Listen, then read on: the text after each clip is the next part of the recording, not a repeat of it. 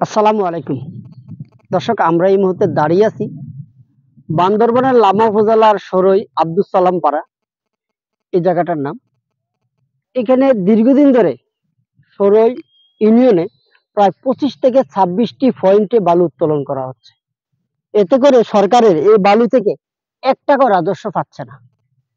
তার মূল কারণ হলো এখানে চোরাকারবারি, বালু খেকো এবং বহিরাগত লোক, পার্শ্ববর্তী লোহাগাড়া আমিরাবাদ থেকে এসে বহিরাগত লোকেরা এখানে স্থানীয় দালালের মাধ্যমে বালু উত্তোলন করে। আর এই বালু চলে যাচ্ছে পার্বত্য অঞ্চলে, বালু চলে যাচ্ছে লোহাগাড়া, চট্টগ্রাম বিভিন্ন অঞ্চলে। এই অঞ্চলে যে পরিমাণ বালু উঠে, সেই পরিমাণ যদি রাজস্ব আদায় করা হয় তাহলে শত কোটি টাকা বছরে আয় হবে বলে স্থানীয় আমাদেরকে জানিয়েছেন। এই সিন্ডিকেট, বালু সিন্ডিকেটের সাথে রয়েছে স্থানীয় কিছু দালাল, যারা বাঁশ খেকু, পাথর খেকু, মাটি খেকু, বালু খেকু, তারা মূলত এই ব্যবসাগুলো করে থাকে। সরকার আসে আর যায়, তাদের কিছু আসে যায় না, শুধু পালাবদল। পূর্বে এসব ছিল বিগত সরকারের আমলের কিছু লোকদের। বর্তমানে সে পোশাক পরিবর্তন হয়ে অন্যদের হাতে এই বালু মহল চলে যায়। আর এতে করে এই এলাকার মানুষের ধানি জমি থেকে শুরু করে ফসলি জমি দিন দিন বিলুপ্ত হয়ে যাচ্ছে।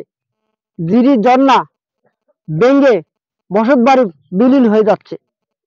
এদের বয়ে কেউ কথা বলতে পারে না, কারণ তাদের একটি রয়েছে বড় সিন্ডিকেট। এই সিন্ডিকেটের বয়ে কেউ কথা বললে তাদেরকে আটকানো হয় বিভিন্ন মামলা হামলার বয়ে। স্থানীয়রা মুখ খুলতে চায় না।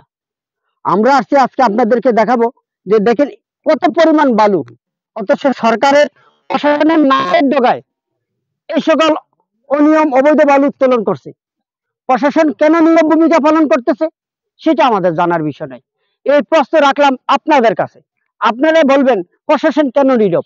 26টি পয়েন্টের বালু একাধিকবার প্রশাসনকে অবগত করা হলো, নামমাত্র জরিমানা করেই সেখানে ক্ষান্ত হয়ে যায়। আর এই জরিমানার আড়ালে তারা শত কোটি টাকার বালু পাচার করে। এতে করে মানুষের ফসলি জমি জমি নষ্ট হচ্ছে, মানুষের ঘরবাড়ি হারা হচ্ছে।